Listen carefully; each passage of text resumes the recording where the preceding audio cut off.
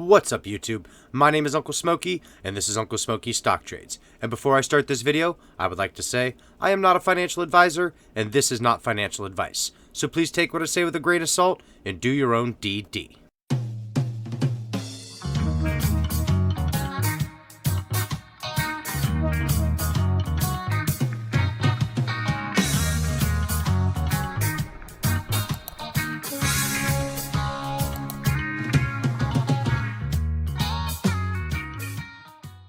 Today we're going to talk about ticker symbol MMAT, Metamaterials Inc.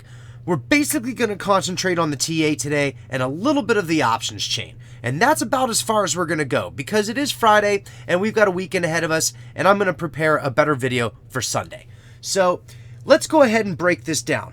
Today, we opened up the day at $5.04. We hit a low of $4.93, a high of $5.25, and we closed out the day green at $5.18, finishing the day up 1.37% on the day on 35.5 million in volume.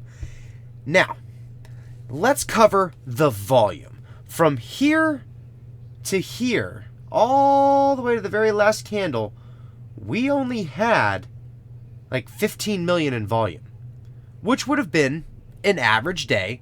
We still would have finished in the green, exactly where we were if nothing else would have happened. But in the very last minute, we had this guy, this crazy little candle. And the question has been rose. What is this candle all about? Why did 19 million in volume pour into this one candle? Well, I'm going to attempt to explain it to you.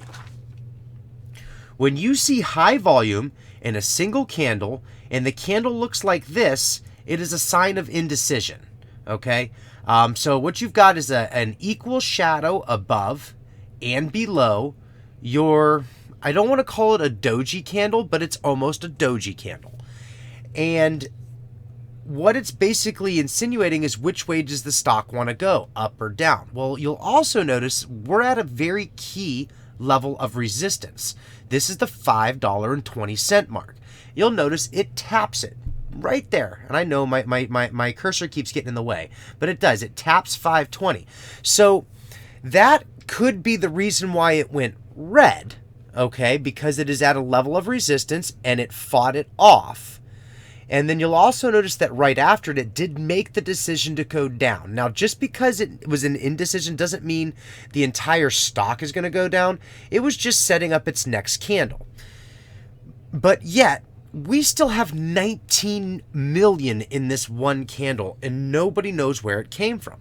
Well, in order to know that, you kind of need to know how to read time and sales, or the ticker tape, which I do have right here. So we're going to scroll all the way down, and this is Webull, to this minute. This is the very last minute of trading, and the ticker tape is not the level 2. Level 2 is live data, and it's also preemptive data. It could be considered fake data in that instance. So level 2 is great because it gives you buying levels and selling levels of things that are coming up. You can almost read the future with it. But the problem with that is so can the market makers and the hedge funds. They can do the same thing. And not only can they read the future, but they can almost give you a fake sense of the future by setting up buy walls and sell walls. Well, in the ticker tape or the time and sales section, that is not true. This is the finalized number. This is what happened after the fact, after it actually made the sale. Once the sell button was hit, or the stop loss was triggered, or the whatever was triggered, okay? That's what this is all about. And this, like I said, this is that very last minute, starting at 4 o'clock exactly, and this is only for a 0.3 of a second after 4 o'clock, because it's a finalized sale. It's just finalizing the sale. And I took all of these numbers all the way up to the top, and I moved them over here to a worksheet for us. Yeah, I did it. Every single one of them. It took forever, and this is why the video is a little later than normal. That sure is a funny looking number, isn't it? 19 million. Which means this is not dark pool. This was done across the exchanges. The NASDAQ, ARCA, BATS, things like that. However, one more thing level 2 does give you that time and sales doesn't is it gives you the exact exchanges. Well, I don't pay for level 2 because I don't like level 2 for the fact that there's fake buy walls and sell walls. And it's a great way for the market makers and the hedge funds to trick you. But I do like chart exchange. Usually we have well over half of our volume in dark pool data. Not today, guys. Today, well over half of our volume came right out of the NASDAQ. And the funny thing is, it sure is close to that number that we just had. There you have it. So, we had 19 million in buys and sells. This is not shorted to the stock, okay? It came straight from the NASDAQ, not any of the other exchanges, with the exception of maybe a few here and there because, of course, there was, I'm sure, other sales in there that didn't just directly come from the NASDAQ. But the vast majority was NASDAQ, okay? Now, the reasoning for it, I cannot answer. Nobody will be able to answer that. What I can tell you is if you look at this chart, you can get a feel for what happened. Anytime you see stuff like this, this was an algorithmic trade. 500,000, 500,000, 500,000, and it did it multiple times in a row within 0.3 of a second, okay? So that's most definitely algorithmic. Anytime you see where it repeats itself on exact numbers, if you come up here, there's 9,900, almost a million, almost a million, almost a million. It did that several times, okay? And you'll see that. Look, right there. All over the place in here. What that is in an algorithm at the very end of the day, on the last minute of the trading day at expiration date, especially on the witching day, that's what you get. You'll get algorithms going in and out, making crazy trades, covering their position without making the stock move. Okay? Now, this isn't covering any shorts, because like I said, this was not short positions. This was hedging. Hedging calls, hedging their longs, whatever it may be. This is hedging. In my opinion, that's what I feel this is. So, with that being said, that's basically what I wanted to cover on the TA for the chart today.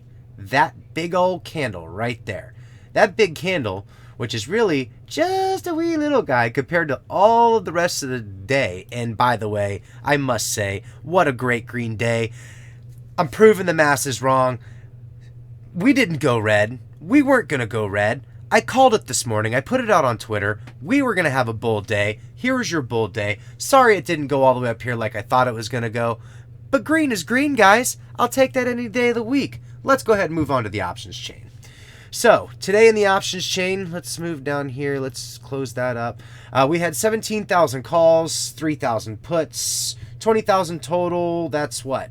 85% calls, 15% puts, something like that. My math's probably way off. But look at this. We were green. It went up. The implied volatility went down. We're at 155% on the IV. This is very, very inviting. Expect for next week to be interesting in the options chain, considering we're opening up into a brand new month. New monthly options are 28 days out from today. So yeah, I'm expecting next week to be cool and crazy, guys. Let's see here. What else do we want to cover? Oh yeah, I did happen to see Terry manage to do this call option. Cool for him. Listen, guys, I'm still not jumping in on this. I haven't heard back from my guy yet, other than the fact that he's still working on it, has no good information, and just to be careful if you're going to trade these options. Like I said, Terry, he was successful. He got his preferred shares. Congratulations, Terry. Thanks for being the proverbial guinea pig in the experiment. Appreciate you for that. That is great. I know a lot of people are going to pour in to pick up a lot of these options if this is the case. Obviously, it's not going to be me because I'm still a little skeptical. But that's okay. That's my opinion, right? No big deal. And let's go ahead and let's move on to the intranet stuff. Boom. Here we go. So, not a whole lot happened today.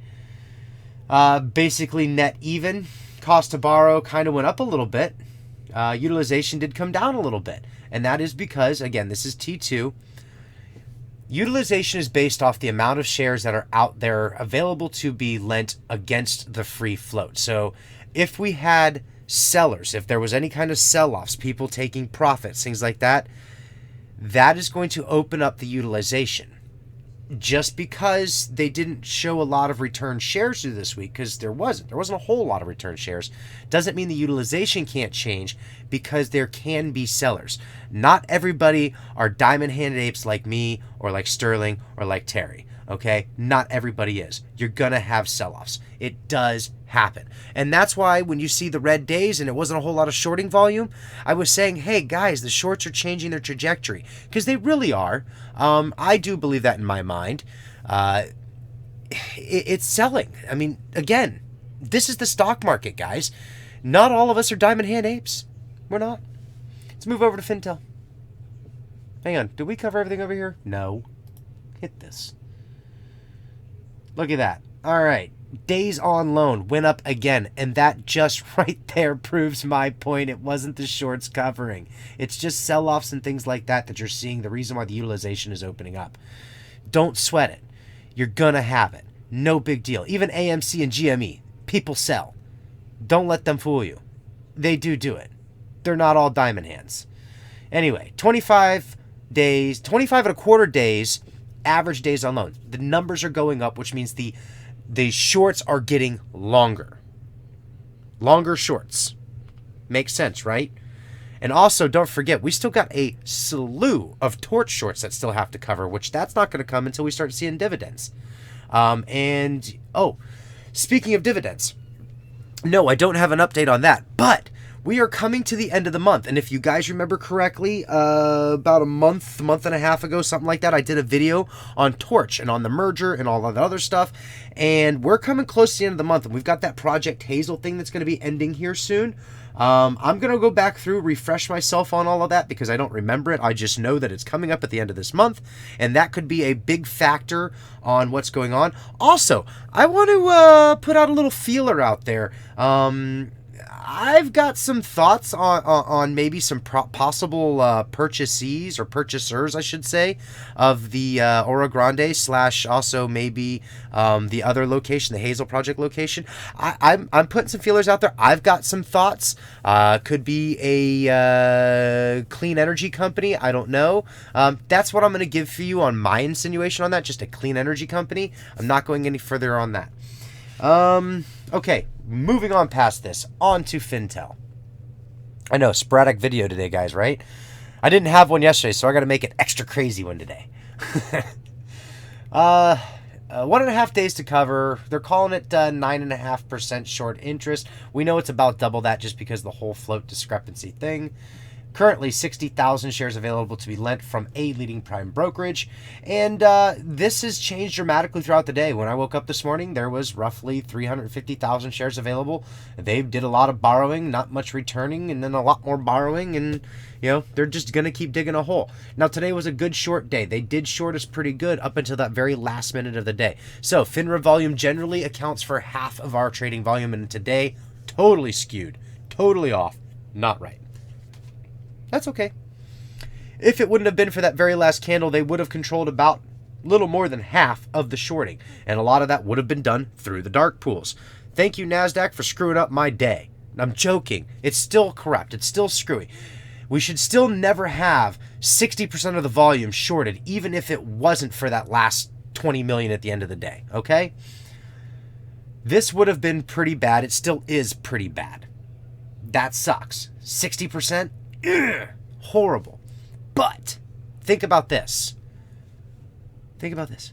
We're still green. They did all of that shorting, and we won. We won the day. Every single week. Every time we can go green. Every time we can keep our head above water. Every time we move forward, step by step, level by level, we win the next battle. We move on to the next level. And as long as we can continue to do this, we can keep the shorts at bay, we can keep moving up step by step with continuous buying volume, buying pressure, we will squeeze this thing in the future at a level that is comfortable to squeeze from. And that's what I've got for today. Like, subscribe, do what you got to do. Make sure you comment below. Send this out to your friends and family. I'm going to be putting out a few videos this weekend. I've got a few tickers I want to talk about. I've got some upcoming things happening. I've just seen some bangers just coming in left and right this week. And I know it was a red week for a lot of people. It was a red week for me. But throughout this whole entire red week, I learned a lot of things like you should when you screw up in the stock market. You should always learn and move forward. Peace.